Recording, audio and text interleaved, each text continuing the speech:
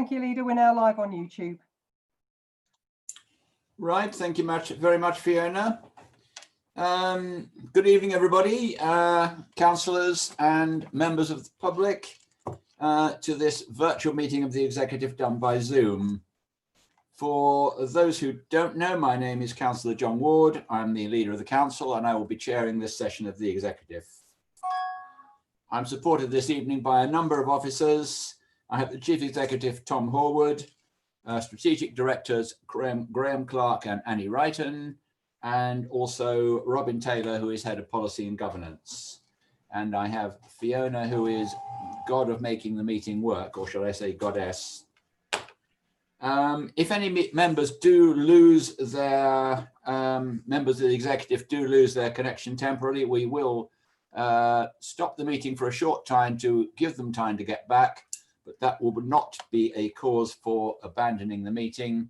However, if the webcast goes down, we will stop the meeting until it goes up again. I'm sure you all know this, but please use the raise hand function in Zoom when you wish to speak, as that is what I'll be looking at, because there are far too many pictures of you to get on the screen altogether. Item number 1 is minutes of the last meeting. Does anybody have a difficulty with the facts, or can I sign them at a later date? If anyone has a difficulty, please show. Otherwise, I will take it that they meet with your approval. Thank you very much, members. I will sign them later. Let us move on to item 2. Fiona, do we have any apologies for absence? None, Chairman. Thank you very much indeed. And item 3, do we have any declarations of interest prior to the meeting? None, Chairman. Does any member of the executive have anything they wish to declare at the meeting? None. Thank you very much. We have 2 questions from members of the public. And the first question comes from Mr. Simon Crowther, who is Chairman of Sport Godalming. Mr. Crowther, the floor is yours. Thank you very much indeed, sir. With respect to the agenda item 10, the property matter Broadwater Golf Course, would the committee confirm that this area of land would remain solely for the purposes of sport and leisure? Thank you. Thank you very much, Mr. Crowther. I believe Councillor Merriweather, in whose portfolio it falls, will answer that question for you. Thank you, Leader. Evening, everybody. Evening, Mr. Crowther. The area of land is classed as D2 leisure under the Town and Country Planning Use Classes Order of 1987. D2 includes indoor and outdoor sports and associated recreations. The land is also Greenbelt land under Waverley Borough Council's local plan, Part 1, Policy RE2. And there are no plans to change the use of the land from D2 to another use. Thank you. Thank you very much, Councillor Merriweather. I hope you are satisfied with that, Mr. Crowther. And the next question I have is from Mr. Bruce Weller. Hello, everybody. Hello, everyone, and thank you for inviting me to ask a question. Just by way of a quick introduction, I am a resident of Waverley Borough Council and I live in Rowledge. And I think it's also important to tell you that I have worked in sports and leisure development for 30 years with my own business. As such, I have, it's important to be transparent to tell you that I was involved with the planning existing proposals to upgrade the golf course at Broadwater Park. And as you know, this has planning permission following the best part of 5 years of invested time, in-depth site analysis and planning liaison, both with Surrey County Council and Waverley Borough Council. Knowing this, therefore, that this approval is viable as a public golf scheme. I have one question really. What is the reason for the council wanting to spend £50,000 or more now on exploring options for the site for sport and leisure when there is a quality leisure scheme for public use on this site already? I've been in the business a long time, and sport and leisure is tough to make money out of, and this project has been through all sorts of need analysis and business case and feasibility study. It's a quality design, so that is my question. Why now? Thank you very much, sir. And I will refer this again to Councillor Merriweather, in whose portfolio it falls. Thank you, Leader. Evening, Mr. Weller.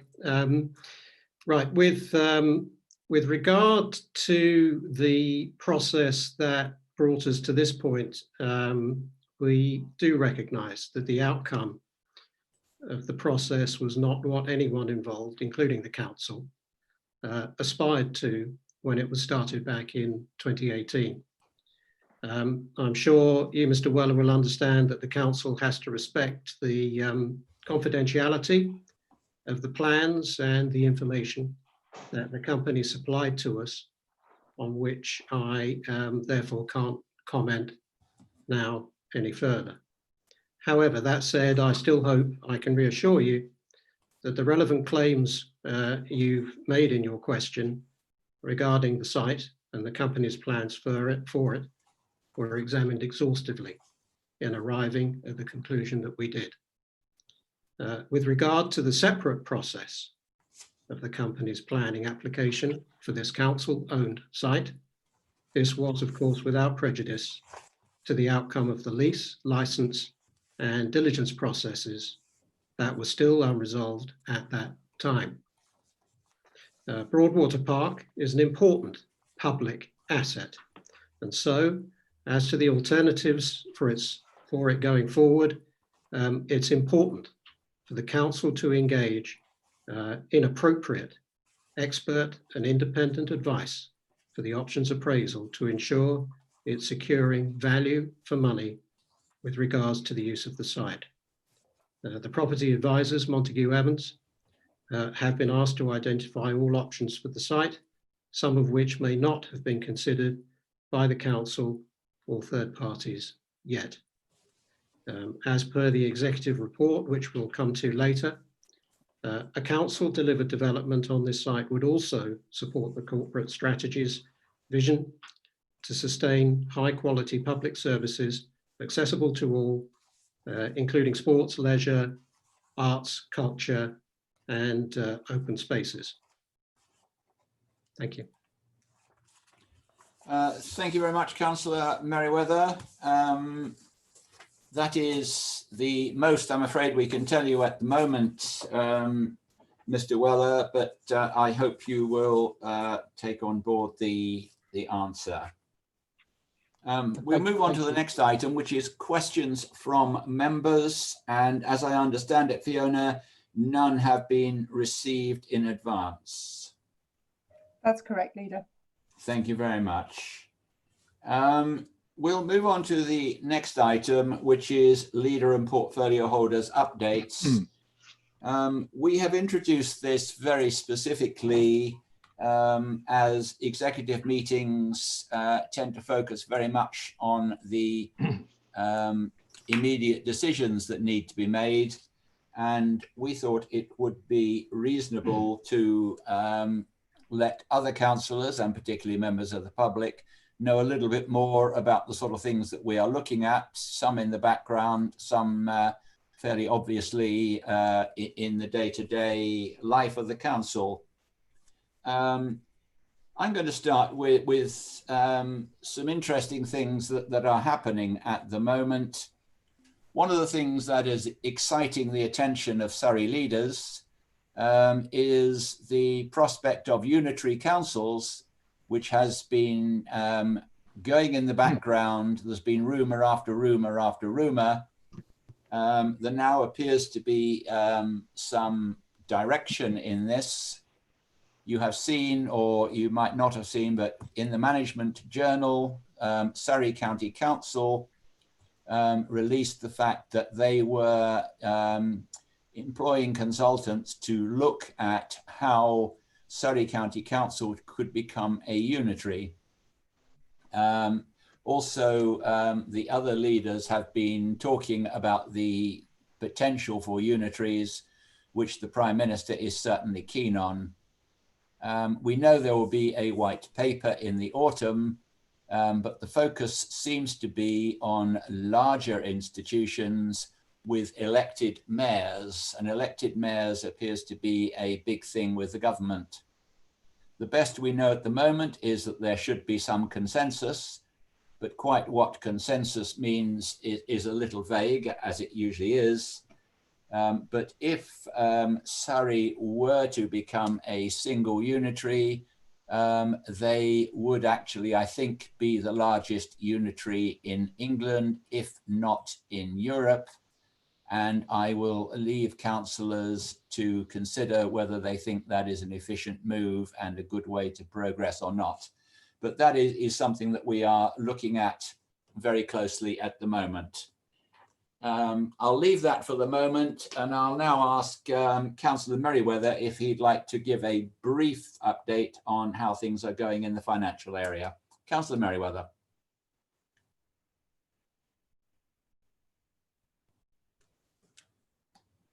You're muted. I beg your pardon. I'm sorry, I thought I clicked that. Okay, thank you, Leader. No one will be surprised. I hope that our preoccupation at the moment is the financial consequences of COVID-19. It's only 4 months since the pandemic was declared, and we are still facing uncertainties as to its impact and its consequences financially on the council. And in many respects, we are still in damage limitation mode and damage assessment mode.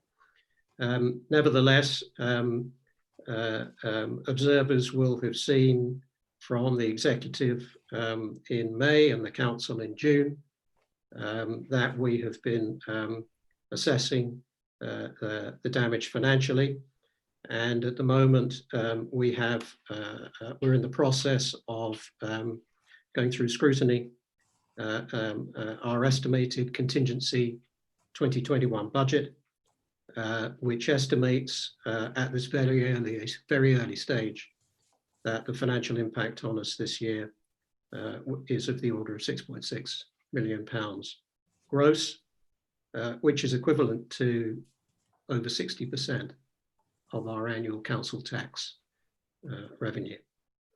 The Value for Money report, Value for Money Oversight and Security Committee report, was issued last week, and we had a private council briefing on Monday. We still await clarity, not only in terms of the size of the problem, but also from the government on what more support, if any, we are likely to get following the announcements received last week on Thursday. In the meantime, we're proceeding with the scrutiny of the contingencies that we've identified, which will bring us to an executive meeting in July and a special council meeting in early August. Thank you. Thank you, Councillor Merriweather. I next have Councillor Steve Williams, who doubtless will take us something about green recovery, although I haven't actually stipulated what our portfolios would talk about, but that's just a good guess from me. Councillor Williams. Sounds a pretty inspired guest, Leader. Like other portfolio holders, I know I'm not alone in expressing a debt of gratitude to Waverley officers for their work during that lockdown period and beyond, and their relentless focus on keeping our essential services going and protecting the most vulnerable in our community during that period. And whilst there was an inevitable pause, I suppose, in the work on kickstarting the process of consultation on our sustainability strategy and our climate emergency action plan during that period, I'm delighted that we're now engaged in a process of public consultation on the plan, and we welcome commentary from the general public, organisations concerned about the environment, town and parish councils, as well as from Waverley members. But I think I need to emphasise that counting the carbon cost and reducing our carbon footprint is not the sole domain of the portfolio holder for environment and sustainability. It's the domain of every department and every member of staff in our organisation. We are now, I think, successfully building a culture that places sustainability at the heart of decision-making in each department of the council. And of course, our climate emergency action plan is key to this strategy. And I know that I'm speaking on behalf of the whole executive when I say that the central core of our COVID recovery strategy that Councillor Merriweather referred to is to build back better, not just to return to the way things were, but to learn the lessons of lockdown. For example, lessons that there is a value in cleaner air, active transport, in changing the way we work and the extent to which we travel to work in a gas-guzzling vehicle for hours on end. And as we face the enormous challenges ahead of us, a green recovery is at the heart of our strategy for moving forward from now on. We want to invest in greener energy, greener homes, offices and public buildings, and greener transport, and we want to support more sustainable businesses and more sustainable communities in Waverley. And I guess in summary, we're engaged locally in doing what is right for our planet.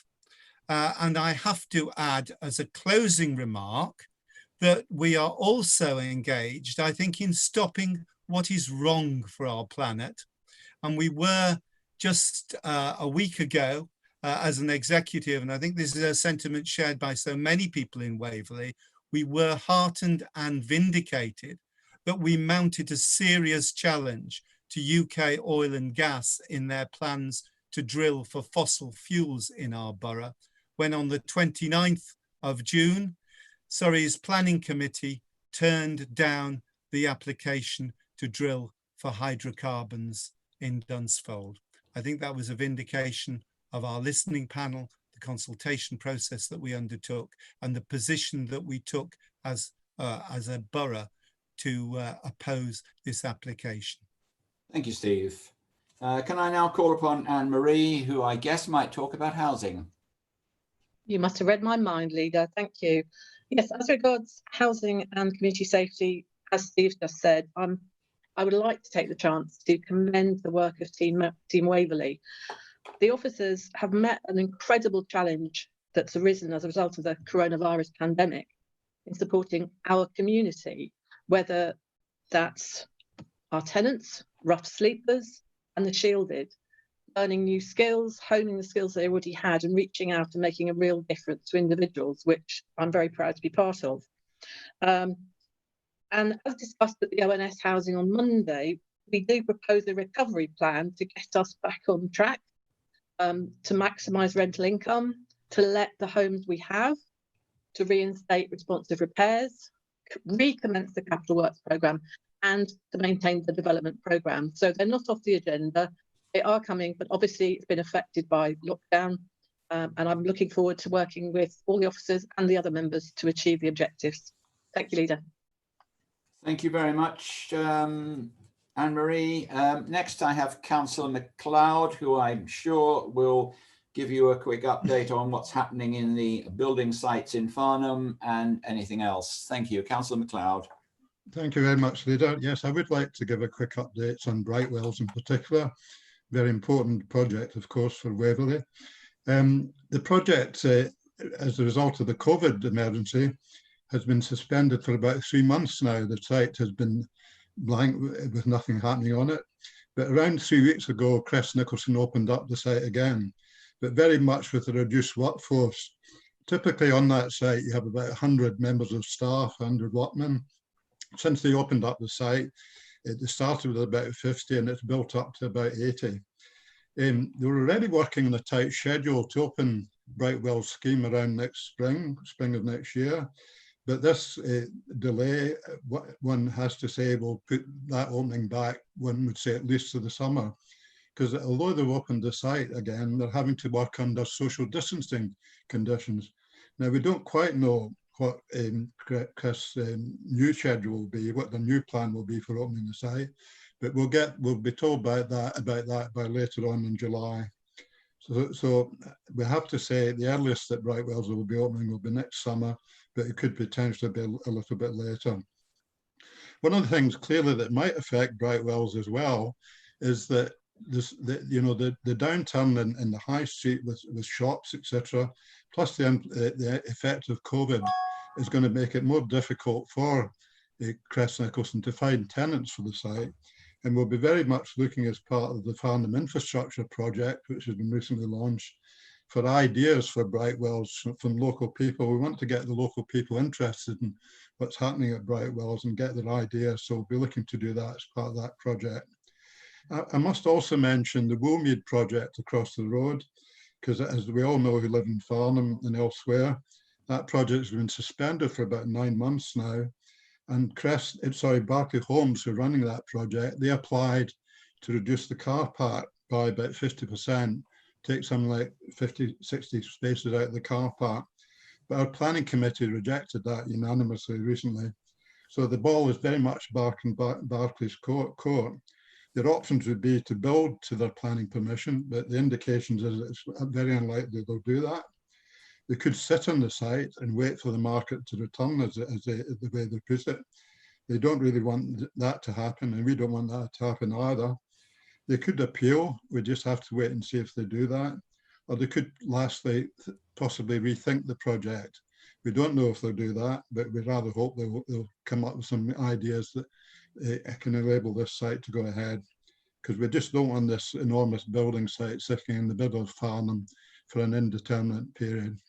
So that's an update on Brightwell's leader and the related Woolmead project across the road. Thank you, Leader. Thank you, Councillor MacLeod. I now have Councillor Nick Palmer, who probably will talk to you a little bit about planning and maybe about parking. Councillor Palmer. Thank you very much, Leader.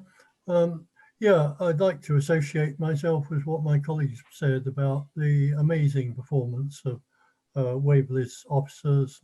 It's been quite inspiring, and whereas all of us are part-time, they are more than full-time, and that gives particular urgency to the need to avoid redundancies as we confront the government's failure to provide for all the losses that the council has incurred.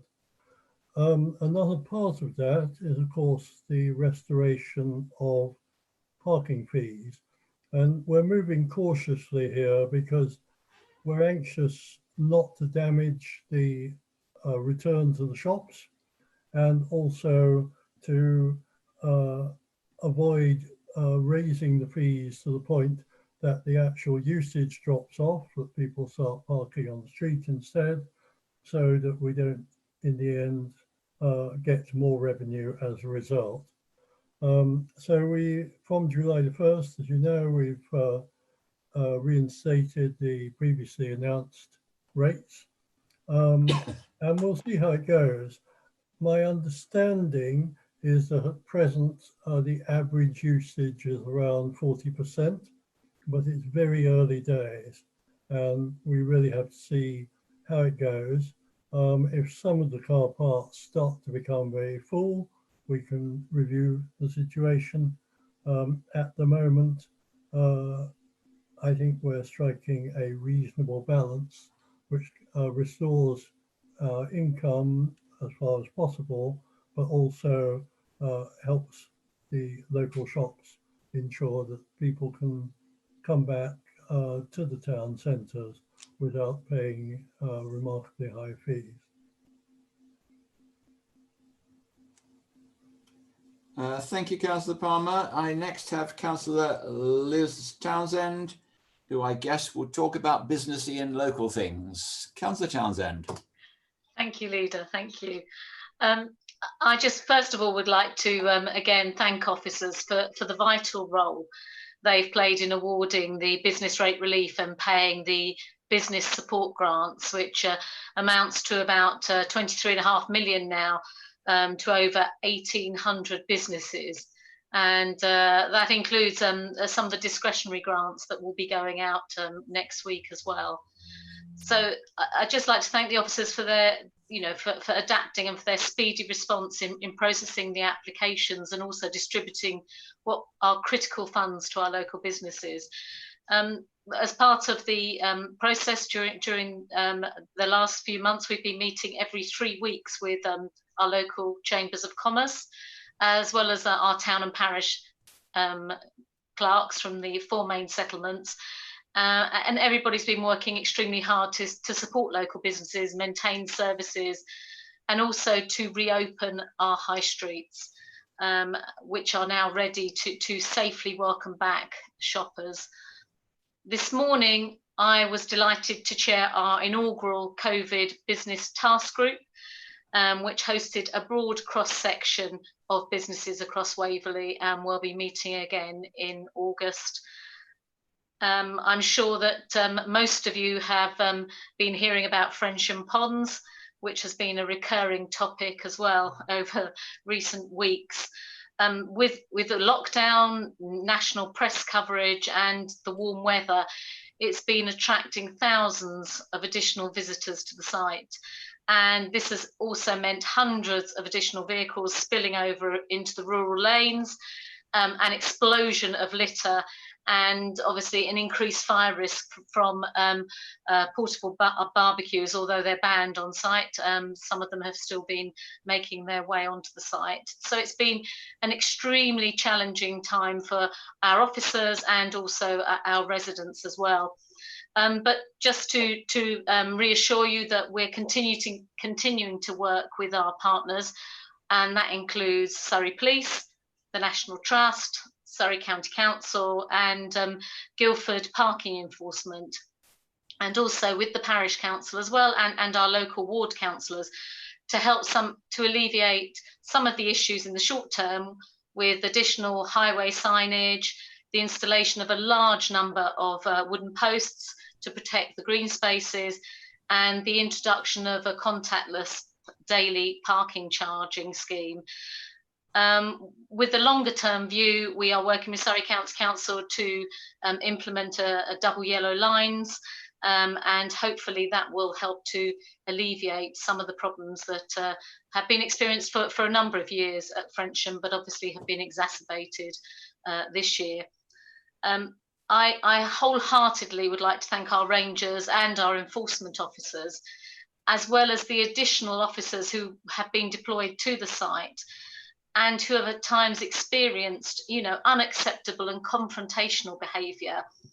And I think I join everybody in thanking the Surrey Police as well, who have given invaluable support at Frensham, and they have assigned significant resources to that area to help us manage the problems that we have been facing there.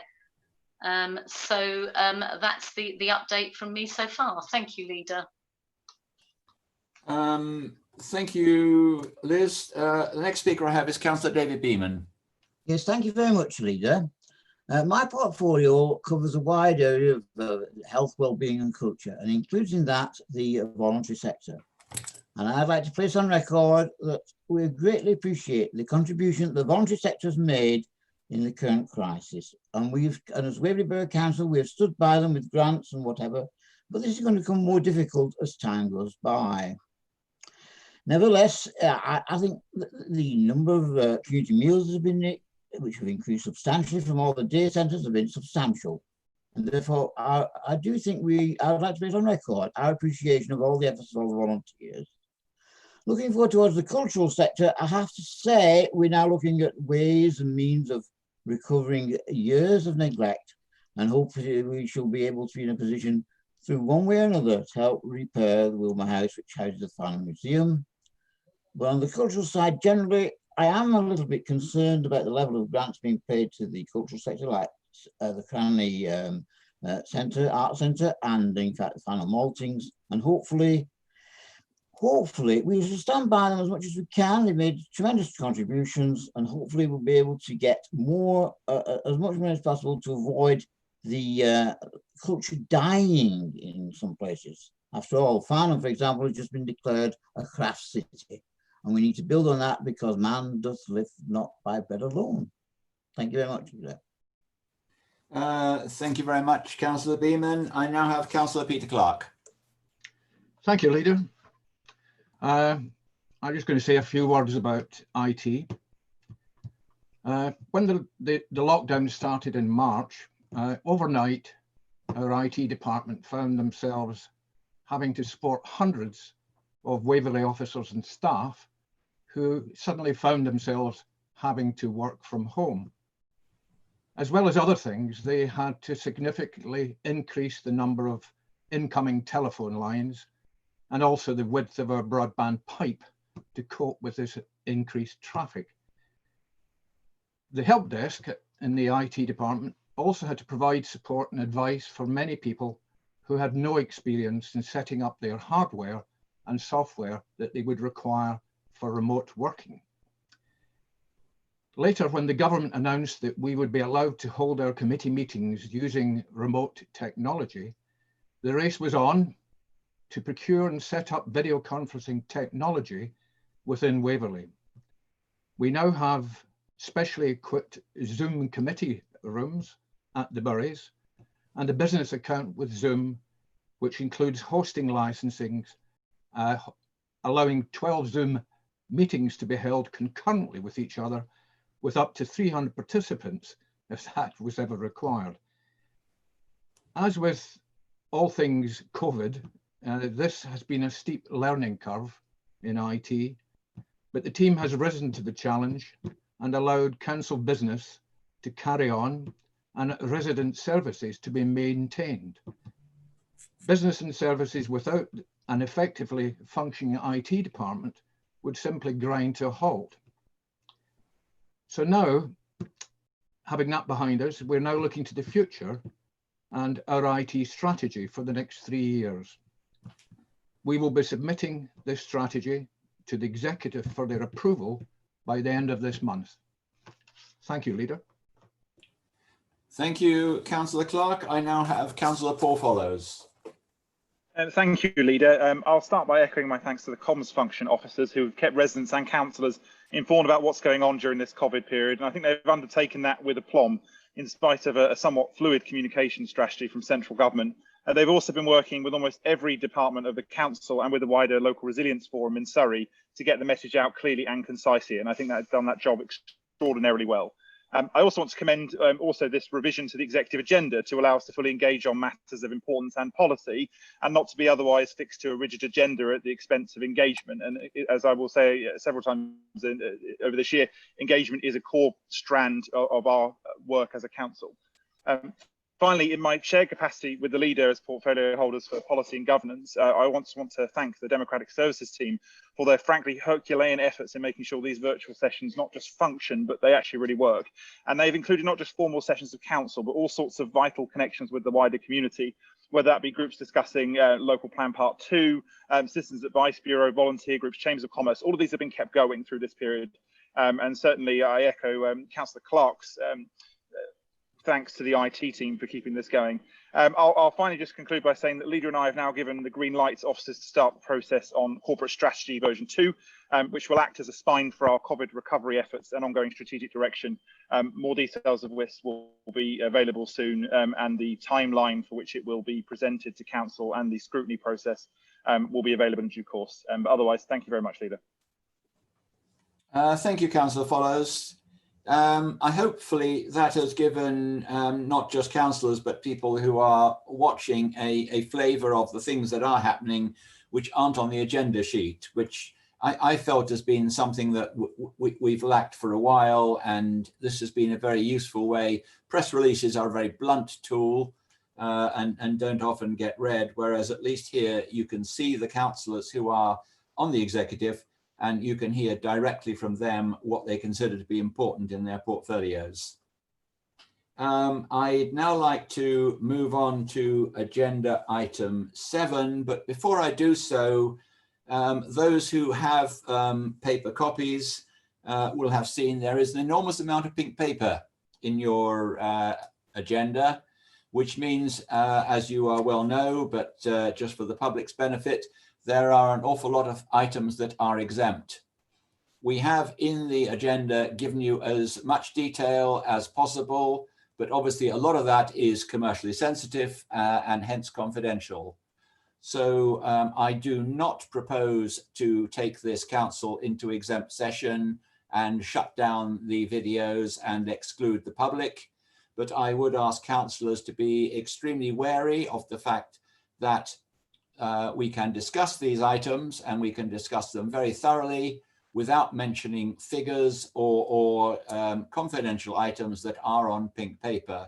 So please be very careful. The idea of going into exempt for something like this is a bit of an anathema, and please tread carefully in what you say and let us avoid that. So I'll then move on to item 7, which is the household recycling centres, which is in the hands of Councillor Steve Williams. Okay, thank you very much.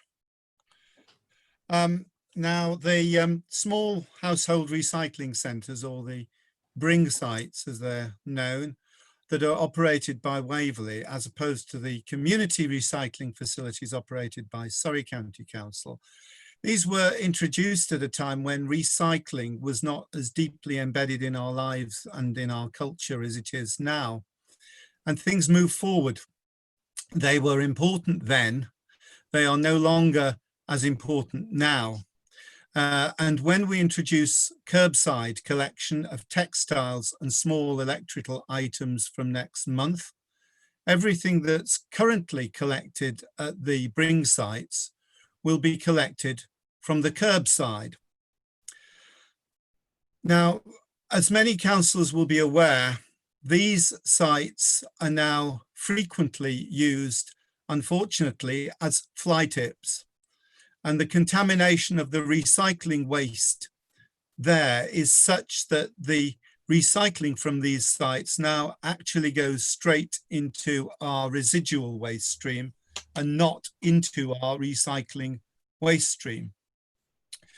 We're therefore proposing that the containers intended for waste, for recycling at these household recycling centres are removed as soon as possible, and the bins for textiles and waste electrical items are removed as soon as these items can be collected from the curbside, following a public information campaign so that the public is aware of what we are doing and why.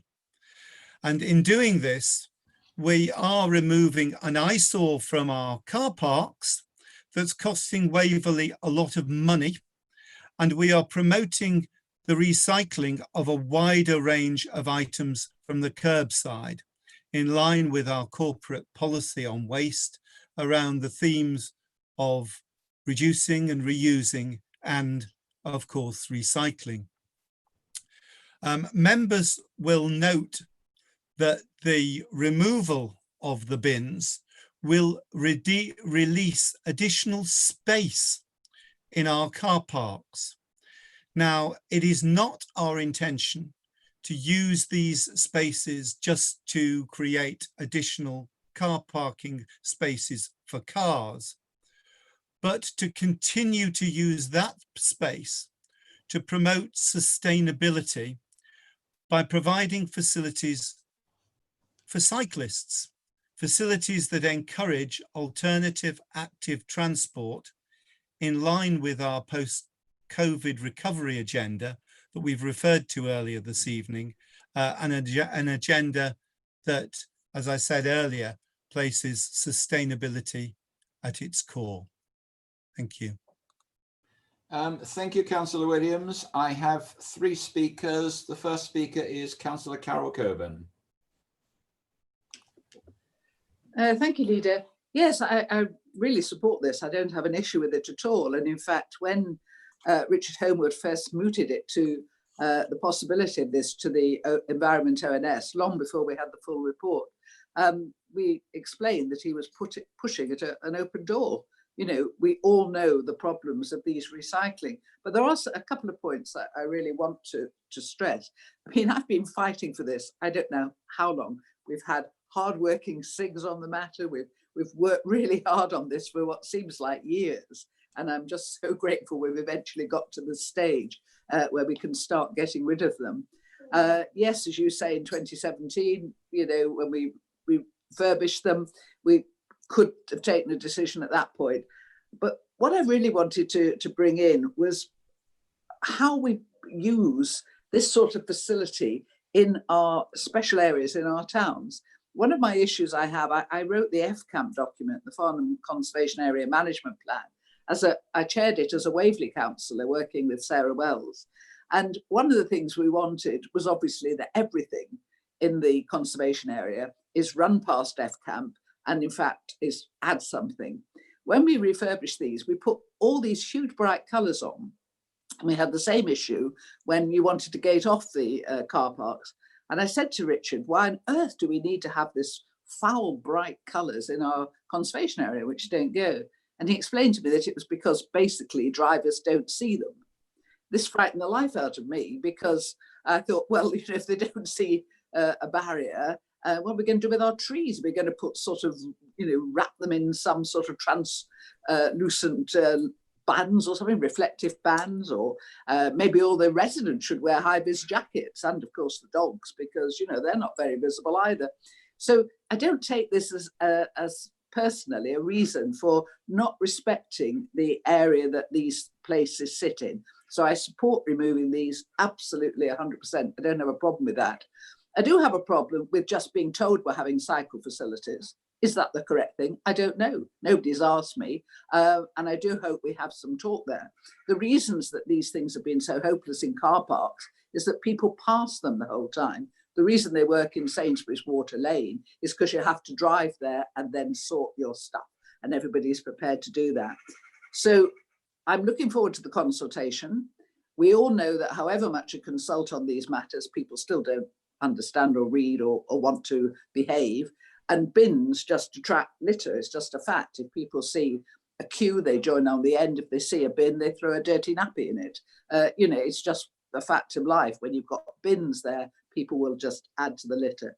So this is great, but I do want to say that anything that replaces them, please remember that Central Car Park in Farnham is in the middle of the conservation area. The Upper Hart car park is right on the edge. So anything that goes there, please, can we have a decent standard of furniture, street furniture, and can we please look at the way we paint it?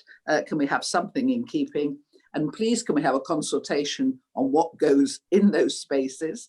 You know, I don't just want the cycles if that's not the right answer for everybody. And please, please, please make the consultation really thorough. As I say, we won't get the message across to everybody, but we have to give it our best shot. But you're pushing it an open door here. We've been fighting for this for years and years. And I can't tell you how pleased I am that we are going eventually to get rid of them. It will make a huge difference to those really scruffy areas, certainly in Farnham, but I'm sure across the borough. So thank you, Leader. That's all I wanted to say. Thank you, Councillor Coburn. I now have Councillor Mary Foraszewski. Thank you, Leader, and good evening, everyone, and I'm pleased to be here. Like my fellow speaker, I'm delighted to see this item on the agenda, and I welcome it very much. The item starts with saying to make the executive aware of the issues being experienced by Waverley Borough Council. I don't think members of the executive, or anyone for that matter, need to be made aware of the difficulties being experienced at recycling centres, as better known as bring sites. It's plain to see, we all have them in our wards, mostly in car parks. We see firsthand the overflowing bins, the heaps of recycling, the dumps and waste around the sites themselves. And it's clear evidence of no personal responsibility. Someone else will pick it up so we don't have to worry about it. I specifically refer to recommendation 3. This administration is well aware that in 2018, under the former administration, a SIG was formed, and it's very current. That information that SIG produces is very current knowledge. It looked at the collection and the procurement of a new contract. The SIG explored all aspects, including the removal and the justifiable reasons for removing the bring sites. A lot of this work has already been done, and I would urge you that to save time and money, you take a look at the work of the SIG again. Remember, Councillor Isherwood and myself were member of that SIG, and we remember only too well the amount of hard work that went into securing a contract that will enable us to have the curbside collections. Therefore, re-recommendation 3, I would like to see a communication plan that takes into account and looks into the work of the SIG, a robust, sound plan that not only looks at the services, but brings attention, personal responsibility about the waste that we create and how we dispose of it. We all have a personal responsibility for what we do. We can't keep expecting the council taxpayers of Waverley to keep bailing us out in situations by providing alternative means of us disposing of the rubbish that we create and make ourselves. I would like to see a plan that is committed to a cleaner environment, that educates and holds people to account for the waste they create, and where appropriate, penalties. I think it's already been mentioned by a portfolio holder this evening about the epidemic of litter as a result of the epidemic of COVID-19 and the abuse of some of the most beautiful sites in this borough, namely Frensham Ponds, appalling people behaviour of what they do and leave behind. But I would like to end by saying I would like to pay tribute to our key workers, especially those who collect our waste on a day-to-day basis and clear up after us. They are essential key workers. They do a fantastic job, and they have done a fantastic job in the past and during the pandemic and long into the future. So I would urge the portfolio holder to really engage and really consider what's going to happen to the spaces that these bring sites when they're gone, what happens to that space, because like this former speaker, I would like some consultation and input into what happens. I just don't want to see it to be handed over to recycling or whatever. I think we've got an opportunity to do something, and I think we should all be engaged. And I think there's an opportunity here for us to be very creative. So thank you, Lisa, for the opportunity to speak. And I hope you have an enjoyable rest of the meeting. Thank you. Thank you, Councillor Forrest-Espley. I doubt if it's going to be as enjoyable as you two ladies have made it so far, but we shall see.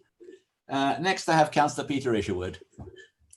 Thank you, Leader. Really, after the last two ladies made the comments, I can not add a great deal, but 3 years ago, I was a member of the special interest group that looked at waste and the green spaces. And one of the most interesting jobs that I've done, certainly, and worthwhile pieces of work I've done at Waverley, we came out unanimously in favour of the removal of the council household recycling centres due to basically their misuse. But we've just seen in Hindhead, Beacon Hill, exactly what that misuse is all about. The bins were set on fire.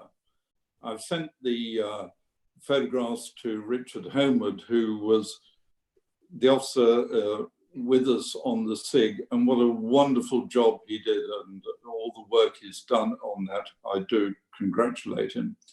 But we've all now got 240 litre bins for recycling and refuse. What happened here in Beacon Hill, Hindhead, the bins were burnt out last weekend. The following day, there were 6 black bags of rubbish there, plus cardboard and other debris, just thrown on the ground for our council workers to clear up, and it is a disgrace. So hopefully we will move forward rapidly with your recommendations as in agenda item number 7. We look forward to seeing clothing and recycling on our rounds in the very near future. And I do commend these recommendations likewise to you. Thank you. Thank you, Councillor Isherwood, and thank all three of you for your fulsome support of this. We will definitely consult as widely as possible on their future use. Just a slightly apocryphal, well, it wasn't apocryphal, it's actually a true story. I was with another councillor once, and we were approached by someone who actually poked him in the stomach with a finger and said, whose responsibility is it? Is all this waste that's around here, all this litter? And he was sharp enough to answer, yours, but which the chap was actually fairly speechless. But I think, as has been referred to earlier, if we can actually stop people throwing the stuff on the ground, it will be a huge step forward, and we will do our best to educate them. I don't know, Councillor Williams, if you want to sum up. Yes, briefly, Leader, if that's possible. Certainly just taking Councillor Isherwood's comments, first of all. Yes, I share the pain. The burning out of the bins at the Beacon Hill site is absolute travesty and indicative of some of the abuse that we have seen of the Bring sites, and again the fact that all three councillors have actually shared their own experiences of the misuse of these Bring sites is in fact, I think, confirmation that that we're certainly on the right track here. In terms of the comments that Councillor Coburn made, glad that we're very much of the same mind. And in terms of the suggestion that that these sites should be used for promoting cycling, for promoting active transport, actually arose from the notion that actually what we need to be encouraging as a council is a modal shift in transport, and certainly that's part and parcel of our intention as part of the post-COVID recovery. The bottom line, however, is that the space that was occupied by these facilities for recycling, that's what they were intended to be, even though they weren't used as such, that the space occupied by these facilities for recycling should actually be used for something that promotes sustainability in our borough. So we would be certainly very, very open to any suggestions along those lines that actually come from this point in. So far as Councillor Wojciechowski's comments regarding the communications plan are concerned, I entirely agree that the opportunity to provide within a communications plan, the opportunity to educate the general public about waste and about our message, not just about recycling, but also about reducing and reusing as well as recycling, I think is very, very important. So I certainly would like to take on board the comments that Councillor Wojciechowski makes. Thank you very much, and I'm glad this proposal receives the such widespread support. Thanks. Ladies and gentlemen, before I put the recommendation to you, is there anybody else on the executive that wishes to speak? Thank you very much. They're on page 3 for those of you who had a paper agenda, but for those many paperless people and for those watching, I will read the recommendations in full. I suggest we take all 3 together if that is agreed. Recommendation 1, the containers for commingled recycling at the household recycling centres listed in Appendix A be removed as soon as possible to avoid any ongoing additional payments to BIFA. Number 2, the banks for textiles and waste electrical and electronic equipment be removed following the introduction of the curbside textiles and WEEE collections from households, which we hope will start in the autumn. And finally, an effective communications plan will be developed to promote additional curbside recycling collection services and the reasons for removing these sites. Members of the executive, is that agreed? Agreed. Agreed. Agreed. Anyone against? Thank you very much. That is clearly carried. We now move on to item 8, which is the start of danger of straying into pink paper territory. But I put this in the hands of the portfolio holder, Councillor Mark Merriweather, to introduce. Thank you, Leader. Just make sure I'm not muted this time. This item is on page 3 of your pack and refers to the report on pages 15 to 20 of your pack, including the exempt annex. And it is to approve the purchase of the British Red Cross site in Waycourt in Farncombe at the value set out in the exempt annex on page 19. The site currently has a third-party tenant, and in addition to continuing with that arrangement, should the tenant wish to stay, the site has other potential options. The investment will be funded from our capital receipts reserve, which is restricted to exactly this kind of purpose, and the recommendation is supported by the Property Investment Advisory Board. Back to you, Leader. Thank you very much, Councillor Merriweather. I have one speaker on this item, Councillor Jerry Hyman. Thank you, Chairman. Can you hear me okay? Yes, indeed. Thanks. Before I start, can I just ask, please, whether the Property Investment Advisory Board and the executive have had any further information or additional information that we don't have here, because this appears to be extremely thin, and I can't see how any responsible person could make a decision on spending public money on the basis of the information we've got here. So could you just say, I know paragraph 3.2 of the officer report, it says that there's a high level assessment of the development potential of the site concluded, blah, blah, blah. I don't see that high level assessment anywhere. Is there further information that isn't in these papers that you and the IAB are aware of?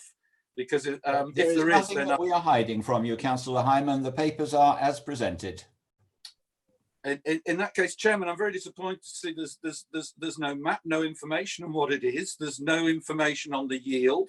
I mean, I really don't see. I think this obviously relies on commercial and residential values and returns holding up in the face of what could be a very deep economic recession, which, you know, obviously is a big risk to take. I don't think any responsible business would authorise such a significant purchase without any information on what is being purchased, the condition of the property, the liabilities, the size of the property, a map, just a drawing of what's there and what's next door. The risk that's referred to in 5.2, we're going to find that out later. Make the decision now, find out what the risk is later.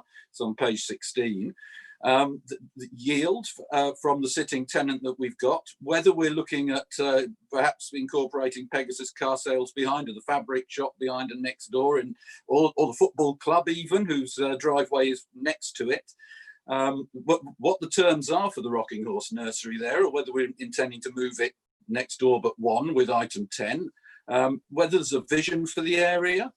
You know, what are the terms of the sitting tenant, and is there a yield as it stands, and what if is it a done deal? It says here we've made an offer, it's been accepted, I can't see that this isn't just a faux item on the agenda if the deal's already done and the executive isn't open to changing its mind. I can't see how you know, we can go forward with this so that with the information we've got available. But I'll assume you guys know considerably more than I do about this, because you know, really don't think that we've got any information here on which we would make such a decision. Thank you, Chairman. I'd hope to get some answers to that. Can we just confirm on the exempt paper, the things which is only 3 or 4 paragraphs, very short sentences. The only bits we can't refer to are the price, perhaps the chartered surveyor's name. That's it. Because I see, you know, the second sentence of the second paragraph says the offer, blah, blah, blah. Are we allowed to say that? I mean, to me, that sums everything up. Where is the evidence to support that? How can we possibly know that that is true?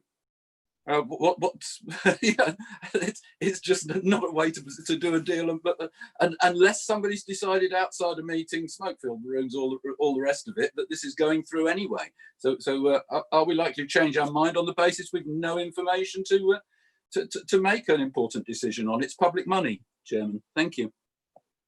Thank you, Councillor Hyman. Before I put the recommendation, does anyone else on the executive wish to speak on this item? Right, thank you very much. Councillor Merriweather, would you like, Councillor Follows, were you indicating? Yes, my hands up to speak on that. I just very quickly wanted to say, as a Godalming councillor, obviously Farncombe is part of Godalming in that respect.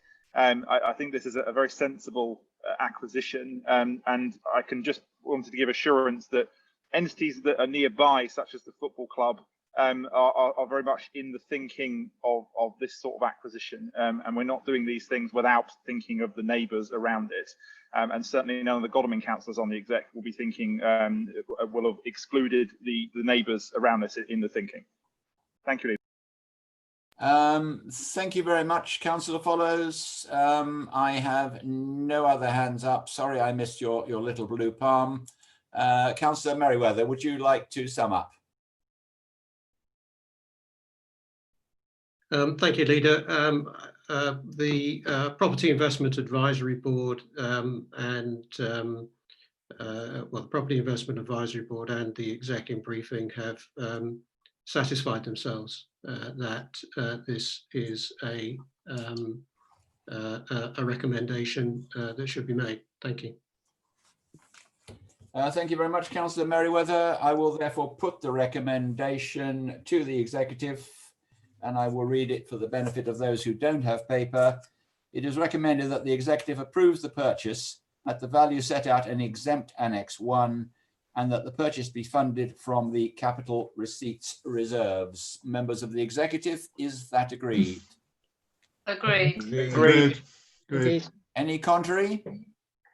Thank you very much. We will now move on to agenda item 8, a further property matter, which is Way Hill, Hazelmere. And again, this is in the hands of Councillor Merriweather.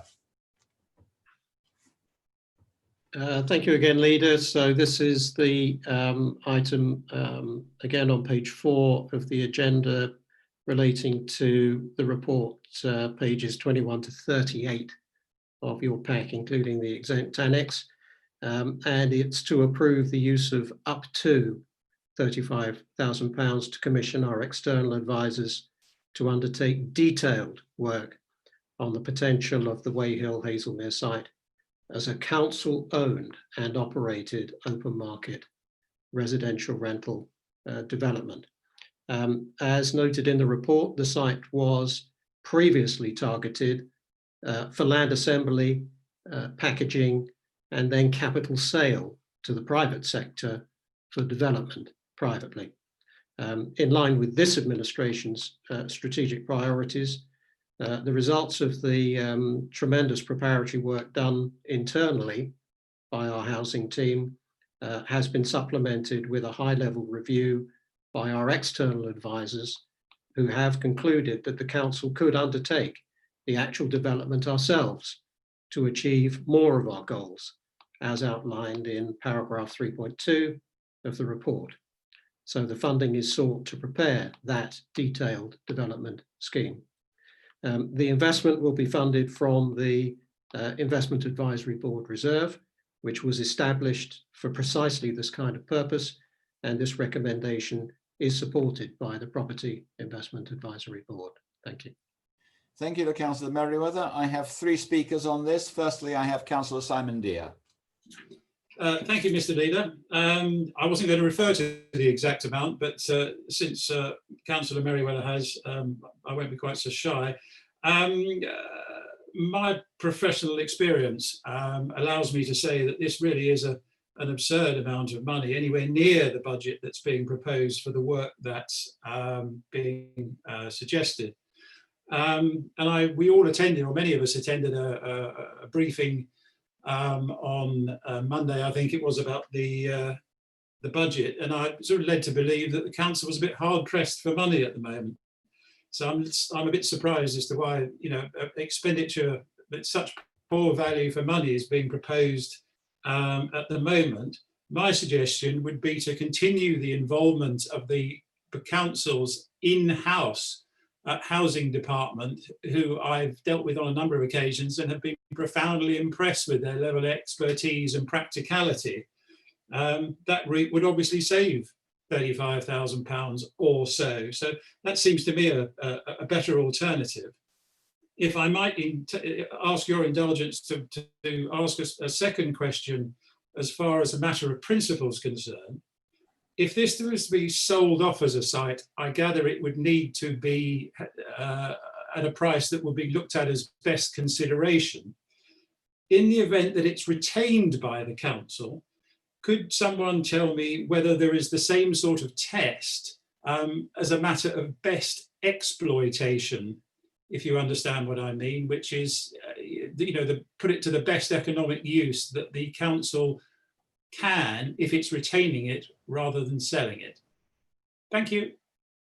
Thank you, Councillor Deere. I'm sure Councillor Merriweather will have the answer, but I will take all the speakers first so that he can deal with them all as one. So the next councillor I have is Councillor Jenny Else. Thank you. No, my points have been covered. Thank you. Thank you. I'll wait for Councillor Merriweather. Thank you. Thank you very much. I have Councillor Jerry Hyman. Thank you, Chairman. Yes, I thank very much to Simon Deere, Councillor Deere, for covering the real issues here that I see, because these what we've got in front of us, a briefing note here, and for the next item, what is called a memo. I do think that our own officers could do a far better job. This doesn't tell us, this document doesn't tell us what's in the deal, or what is intended, what the vision is. There are some absolutely blatant howlers in there, and this is supposedly the planning advice on whether this can go forward or not, or the extent to which it can, or the things that we need to consider. And I'm sure you've seen on page 32, the second bullet says that it's in the Thames Basin Heaths SBA, which is plainly absolute rot. And page 26 says that it's again that you need to review the Thames Basin Heaths Spa policies.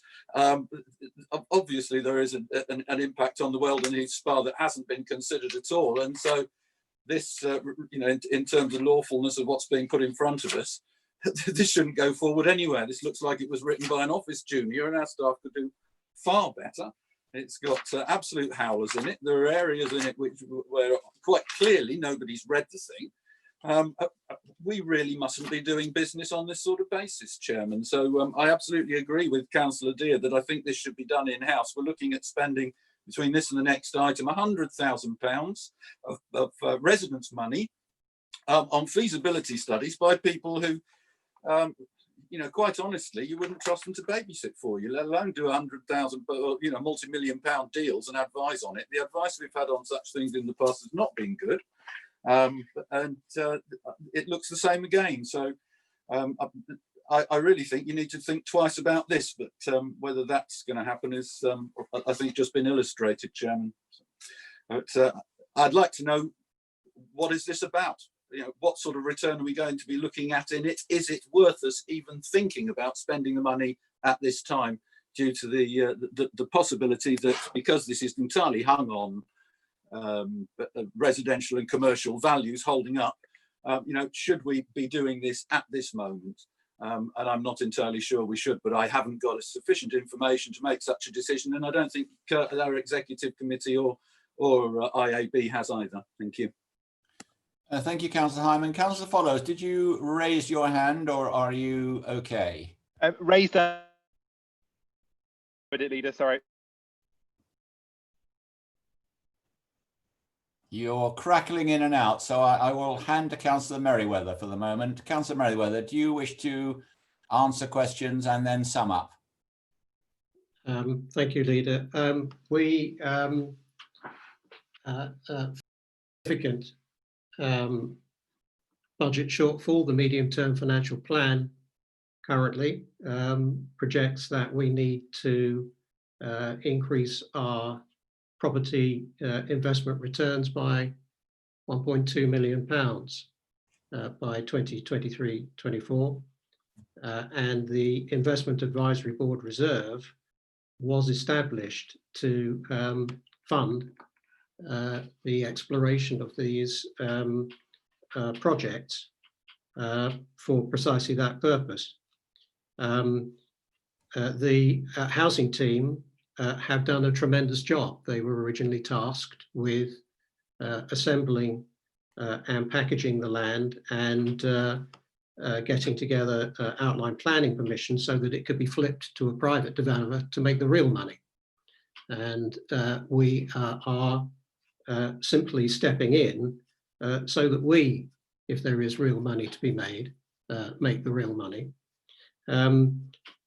We do have, as part of our investment strategy, our property investment strategy, the proviso that we will go to outside external advisors to do due diligence. This is grown-up stuff. It's serious money involved in terms of the investment, and we wouldn't be doing our job if we didn't go out and get professional advice to supplement our housing team when it's appropriate, and that's what we're proposing to do.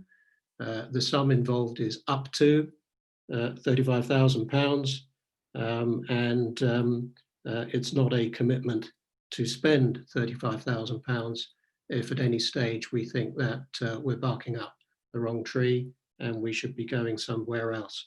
On the particular point about best consideration, that's a legal term only involved in property disposals. I think the last time it really came onto the radar was perhaps in connection with the Brightwells programme. It is not something that's applicable in this for this project as it's currently envisaged. It will be up to us, based on the data that's provided by Montague Evans, to evaluate whether the development is best value for money for us, or whether we should go and pursue other options. Thank you, Leader. Thank you, Councillor Merriweather. I have Councillor Rosamond.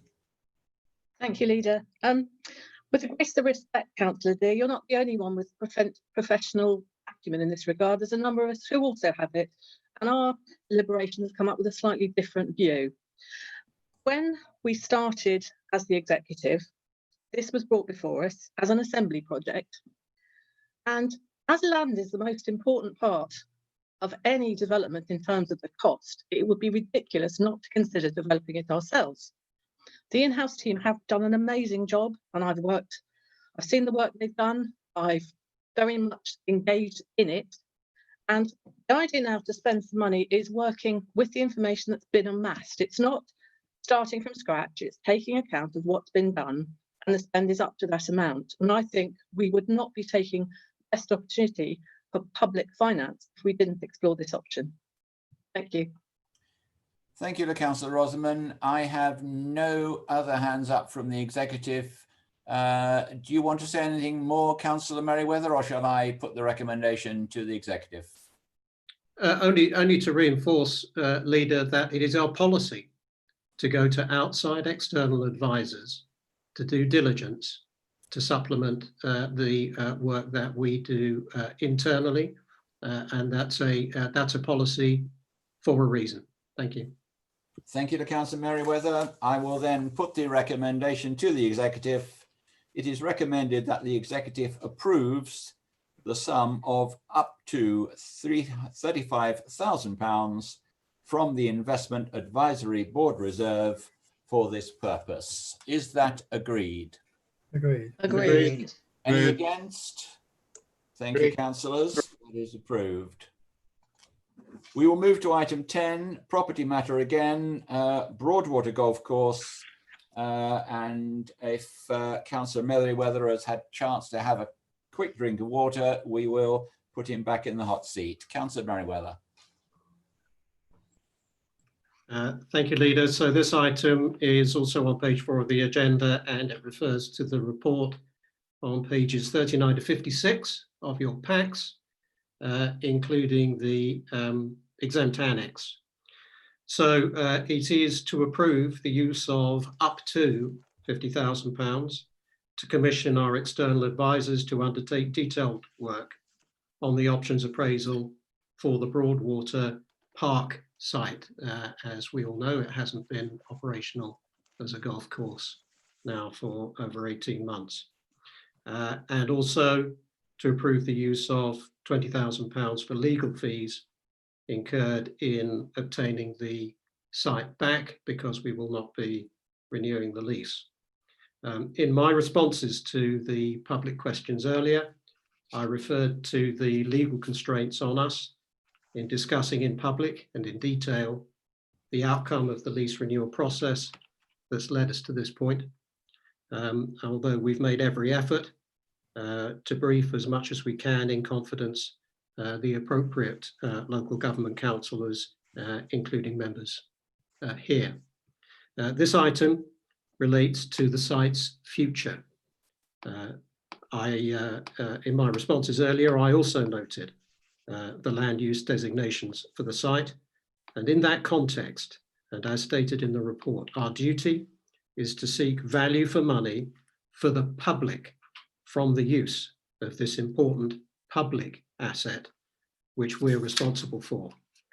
The investment will be funded from, again, the Investment Advisory Board Reserve, and this recommendation is again supported by the Property Investment Advisory Board.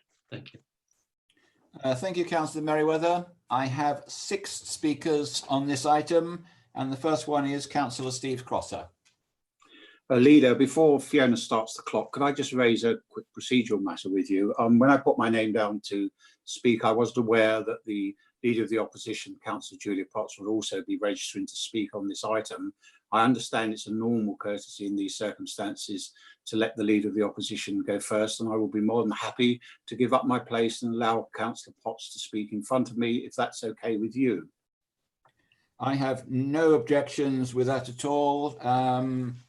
I am not sure about the normal courtesies, having normally been one of the sole leaders of the opposition.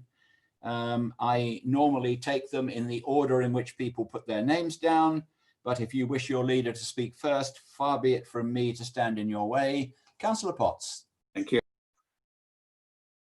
Councillor Ward, thank you. I don't intend to stray into exempt. I'm very aware of the sensitivities here. I'm also very well aware that we are and the council is looking here at value for money, and I'm actually not querying that aspect in my questions here. What I'm querying and questioning is the actual process that brought and brings you to the decision before you this evening, which is what I have very serious concerns around. And I actually don't fully understand that process. And that's where I'm seeking some clarity, and I have some questions.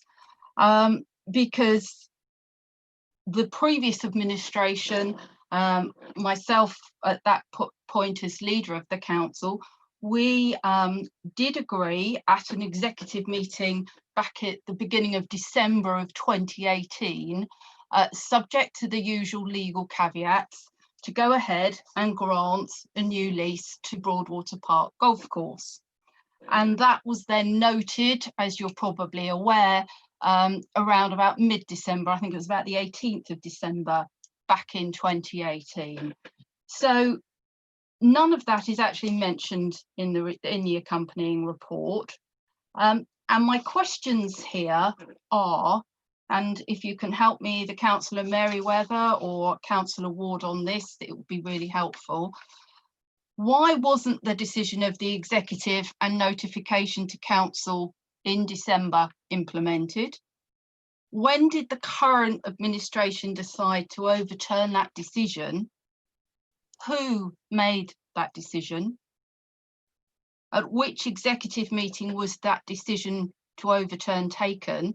Or did the item appear in the agenda that the decision was made in public? Because I can't find it. I can't find anything in any papers since the new administration came in back in 2019 that shows any decision on this being taken, or any way that this could be made public, that there was any hint that this was happening, that there was any opportunity for this to be scrutinised or questioned by councillors or members of the public. Could I ask, please, if you could identify where that decision is recorded, the date that that decision was made? Because the facts are that for an item that came to an executive over 18 months ago for decision, then went to full council for noting, to then be overturned seemingly behind closed doors and outside the decision process of the executive, does raise very serious concerns around transparency and governance. And I'm sure that many of the executive members and other councillors, as well as members of the public watching tonight, will share those concerns. And as I've laid out the concerns on why I have those and why the Conservative group share those concerns, I'm sure that many of you will now understand that more fully. So I would appreciate some answers, and I leave it to, as I say, Councillor Ward or Councillor Merriweather to hopefully furnish me with those answers. Thank you. Thank you, Councillor Potts. We will answer all the questions at the end. So, Councillor Cossa. Thank you very much, Leader. Before I come to the detail of the things I want to raise, which are different to those raised by Councillor Potts, I would, however, just want to register that, like her, I do have significant concerns about the lack of openness and transparency by the council around its dealings on this site. I have pursued those with senior officers, and I'm going to continue to do so. But this evening, I'm going to focus my comments on the information available in the public report presented to the executive, and absolutely understand I should not attempt to say into those matters covered in the confidential part of the agenda. So, coming on to the report, let me say up front, I do not believe that the report makes a clear or credible case for authorisation of the expenditure of up to £70,000 that is being requested here. Let me deal first of all with the £20,000. There's a real mystery here to me. The report states that the council has already spent £20,000 on securing legal advice to assist in securing the return of this site. Before deciding on the recommendation on this evening, the executive must surely satisfy itself either as to why the expenditure was incurred apparently without authority and that retrospectively authority is now being sought, or alternatively, why it is that the executive is being asked to authorise that expenditure again. Again, very, very unclear process. It's also of concern to me that the report makes clear that further external legal advice may be required and therefore, of course, further unspecified expenditure. Now, I've looked at this and I've thought about this, and it does seem to me that significant expenditure of this kind for advice from external experts about securing the site back to the authority and the possibility of further expenditure for the same purpose can only lead to the conclusion that there cannot be an absolute certainty at this stage about the council securing this site. Now, against that background, and taking account that the council has already paid out an unspecified sum for an initial analysis of future options for the site, how can the executive possibly justify the risk of further possible future abortive expenditure of up to £50,000 for yet more work on options? Surely, taking account of the very difficult financial situation we're in, the least we can expect from the executive is to defer a decision on that matter. I've got two other brief points, which I hope I'll have time for before I finish. I'm sure the executive will be aware, and if they're not, let me make it absolutely clear to them, that many people in Godalming are becoming increasingly concerned about the absence of any information about the council's plans and intentions in respect of this site. Can I therefore ask the executive on their behalf if we can have at least a statement this evening as to when they might expect to be given a say on the future of this site? Bearing in mind the earlier comment this evening from Councillor Follows that engagement is a central part of the strategy of this council. It doesn't appear to be so here. And finally, can I ask Councillor Merriweather in his response to clarify the answer to the two questions he gave earlier? I'm sure I wasn't the only one who understood the first one to say, clearly, we are not intending any change of use of this site. Yet he then went on to give an answer which suggested, however, we still got to spend a huge sum of money, apparently, to look at other options. I'm sorry, from the public's point of view, that really just doesn't make any sort of sense. And I wonder if you can, in layman's terms, explain to us that contradiction. Thank you, Chairman. Thank you, Councillor Costa. I next have Councillor John Gray. Thank you, Leader. I hope that we're not going to get the individual questions lost. I mean, mine is not of the same contents as the previous two speakers. Mine's a process question. I understand that we've gone through a serious COVID situation when decisions have had to be made. But like Councillor Cotter, I noticed that we're talking about approving an amount of £20,000 that's already been incurred. Now, either that item was incurred previously and approved, or it's now coming forward to be approved and drawn down against a reserve. And both situations fall within the finance regulations, paragraphs 427 to 430 on supplementary estimates. This was brought in to improve transparency and to give justification for supplementary expenditure. I think that previous councillors have raised some of the questions that this was intended to answer. It's assessing whether or not the proposed supplementary estimate represents value for money, which will include noting and considering any other options available to the council that have been considered, including the control option of taking no action, the expected benefits arising from the supplementary estimate, the expected risks, if any, from agreeing or refusing the supplementary evidence. Now, there's also within that process a responsibility on the Section 151 officer to produce information, his view of this, and set it out either in a standalone paper or as part of a report. I've not seen this as part of the report, so this expenditure falls foul of the finance regulations, and this isn't the first time that I've raised this issue. The finance regulations were updated in March 2019. I was chair of the audit committee at the time. They were drawn up by the Section 151 officer and the monitoring, the policy and governance head in order to address a transparency issue. So I would like to know from the council why it's not following this process.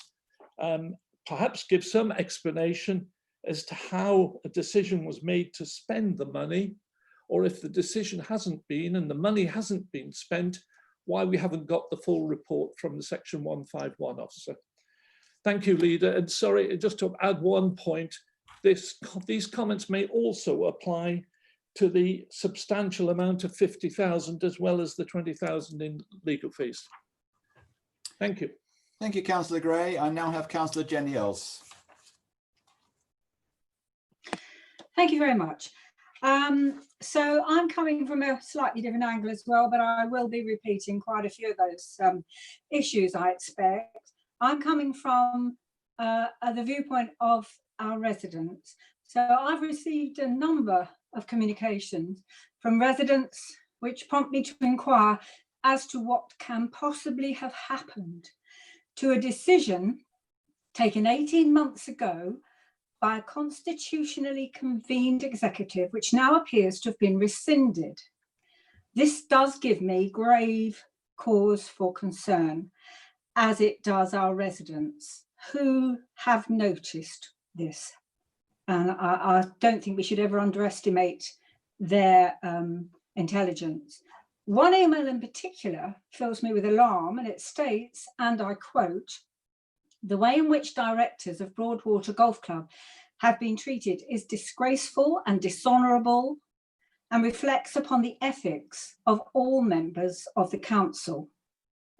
Another asks, how can it be that the lease hasn't been renewed after all the expense and time taken by the directors of the golf club?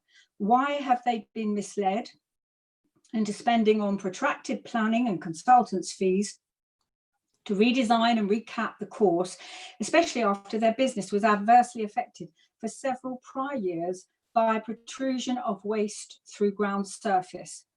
What is the new plan? When will we be told? An imminent press release was promised in March this year. Why hasn't there been one? This unfairness is understandably unacceptable to our residents, and they demand answers to these questions. I won't need to explain to you my concern about this impression, but it is an impression which is held by a large number of residents, and I would like to know, what is the intention of this executive to dispel these suspicions? I would like to know, what is the reason for this change in direction? Is it at all possible that someone can explain it to me? In March 2019, a 100-page planning application was considered by Surrey County Council with regard to the development of Broadwater Golf Club. At this time, I feel one could be forgiven for believing that the new lease authorised by the Conservative executive on the 4th of December 2018 had been put in place. No objection from any statutory consultant. Indeed, Waverley Borough Council Parks and Countryside thought it would provide a long-term solution to the issues at the site with respect to its former use as a landfill. Overall, the proposals will provide a significant environmental betterment, was Waverley's view. Even Surrey County councillors Penny Rivers commented it was a very much used and very much loved as a community space, and it would undoubtedly be a great community benefit to have golf there again. The lease should have been renewed early in 2019. The planning application was given permission in March 2019.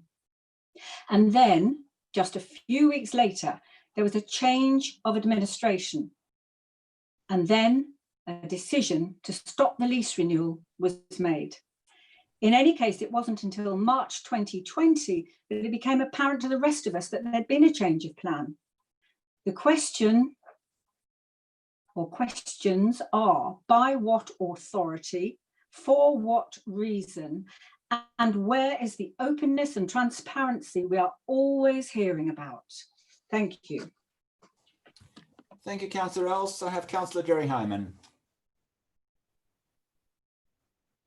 Yes, thank you, Chairman.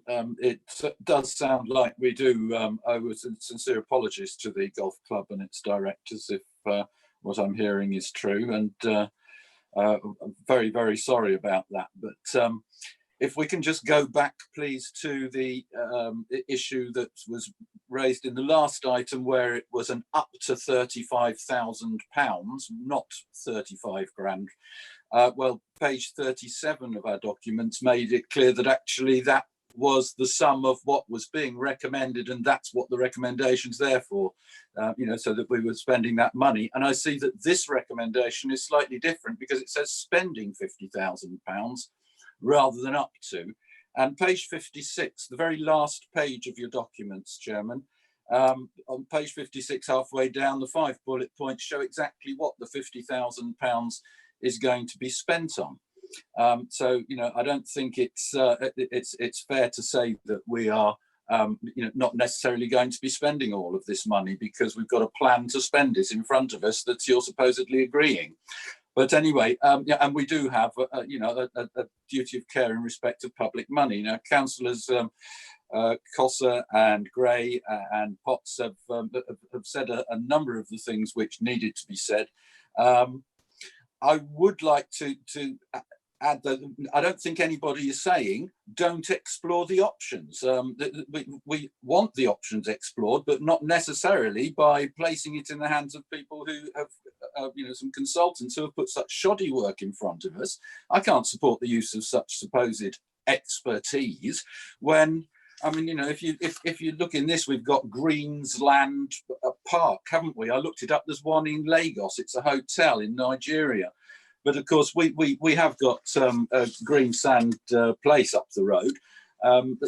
They talk on page 49 of the atrium in Godalming. It's another sentence that just, it's got repetition in it unnecessarily because they didn't bother reading it, and it tails away to nothing.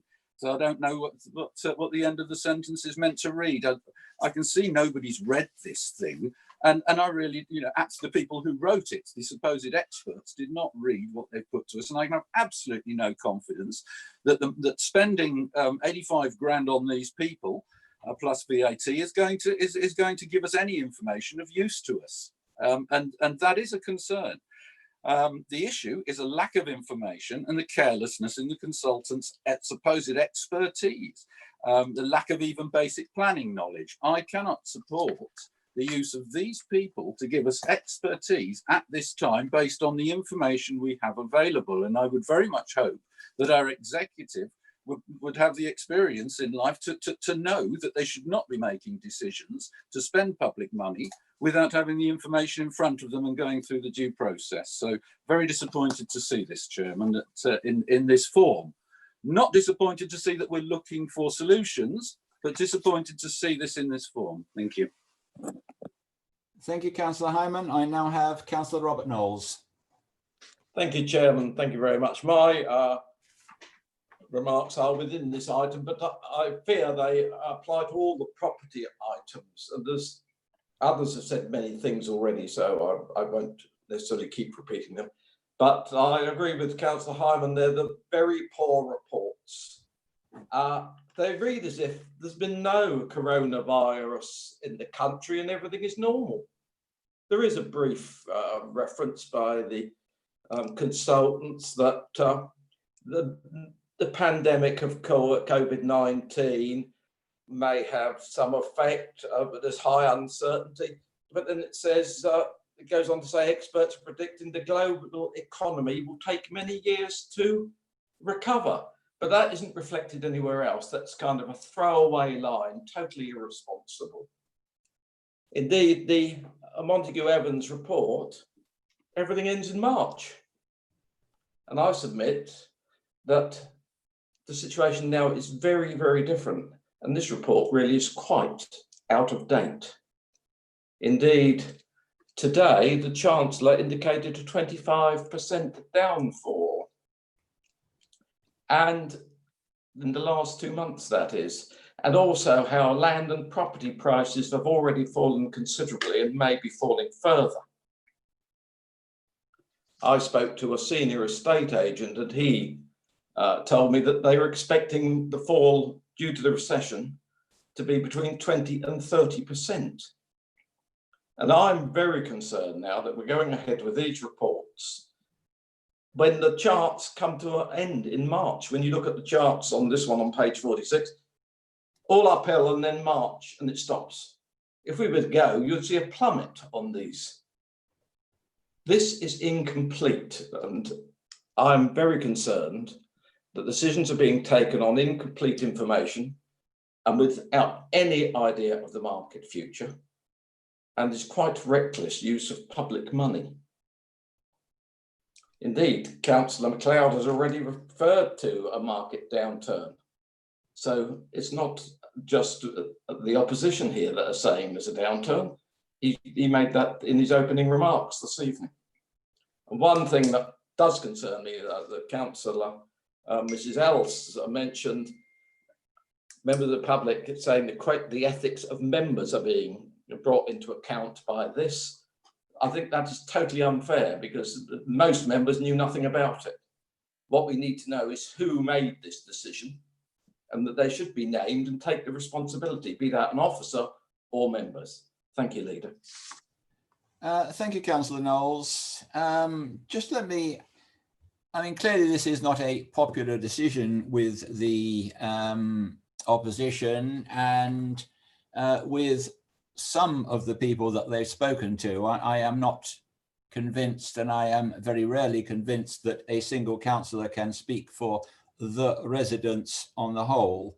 They can only speak for the residents that have approached them and they have spoken to. Let us look, though. Process seems to be the underlying objection to many of the comments. Process really is relatively simple. There was a decision taken by the last executive in 2018 which had certain caveats on it. These caveats have not been fulfilled and therefore the decision falls. It's really basically as simple as that. And I note the really interesting comment that it should have been done in the January before this administration took over. Thank goodness it wasn't. We've now had time to look at it properly and make different decisions. And the comment that an executive cannot change a decision that's been made previously by another party, I'm afraid I just do not accept. Before I ask Councillor Merriweather to answer some of the more detailed financial questions, I see Councillor Follows would wish to speak. Thank you, Leader. Hopefully you can hear me. I'm going to keep the camera off because of the signal issues.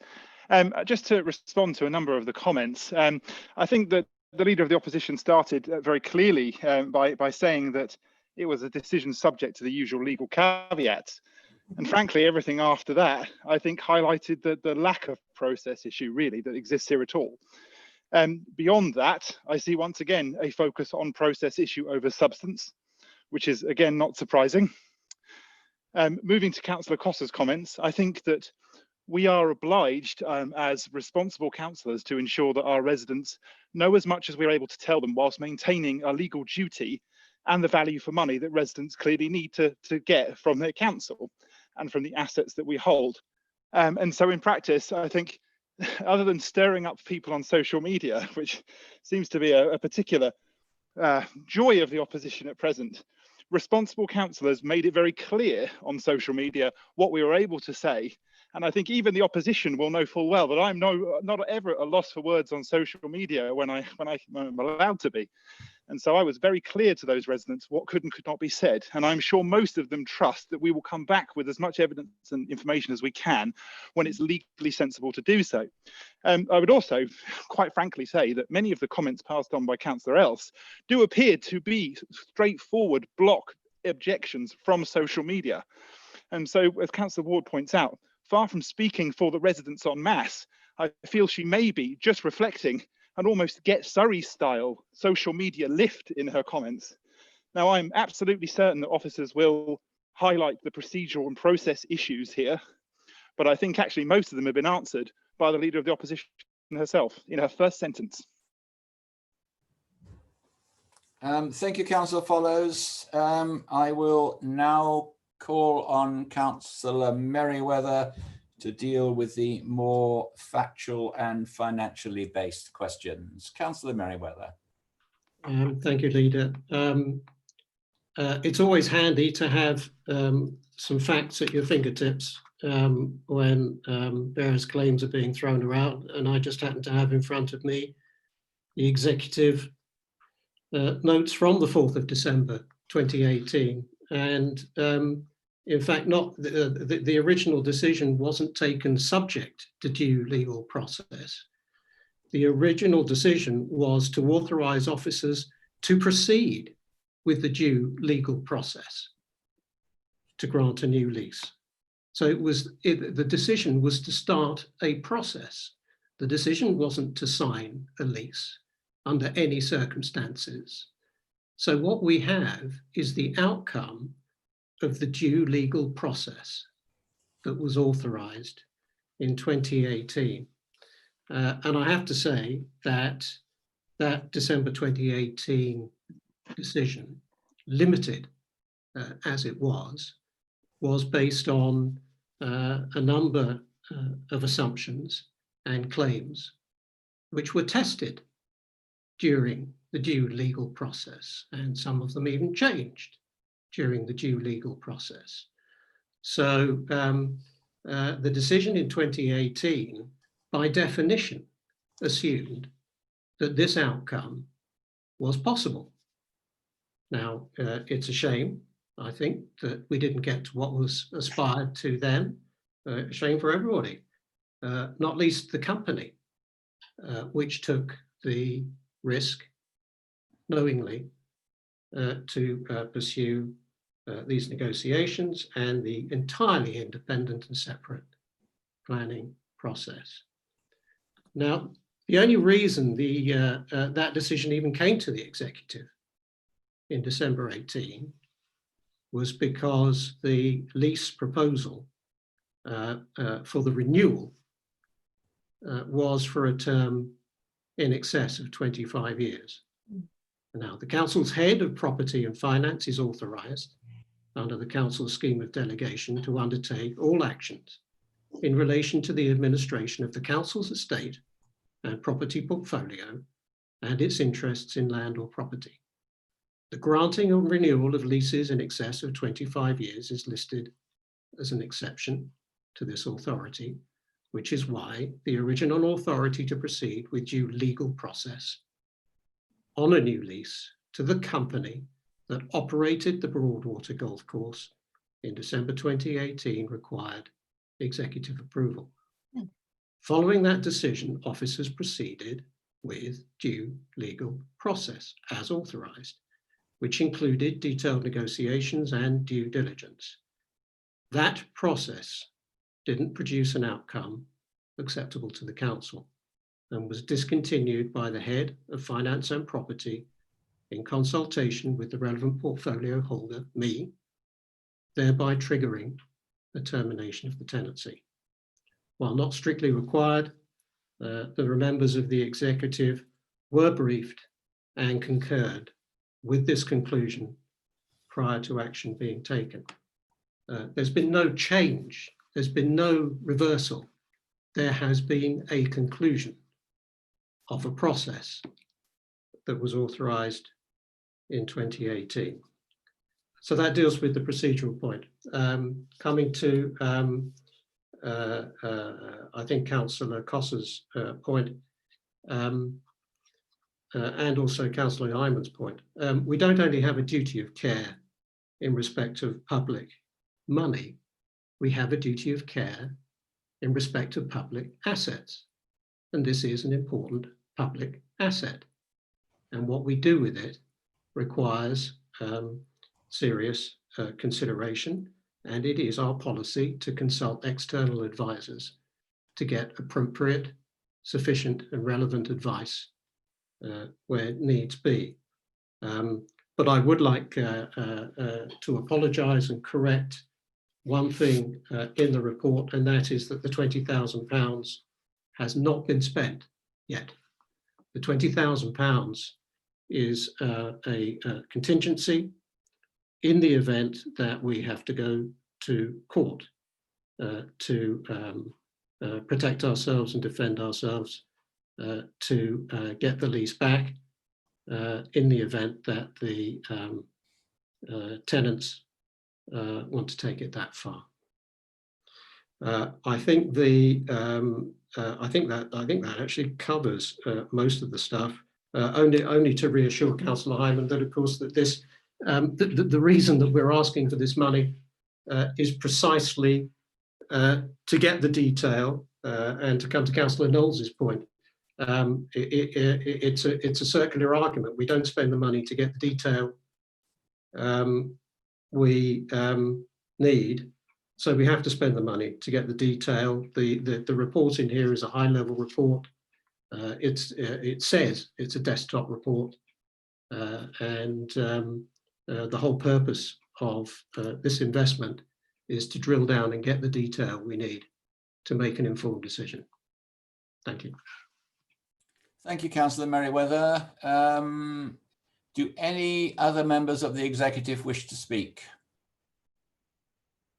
In that case, I will put the recommendation to the executive.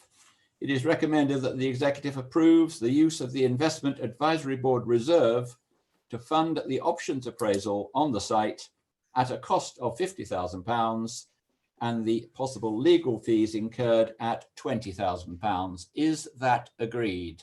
Agreed. Agreed. Any executive contrary? Thank you very much. That is agreed.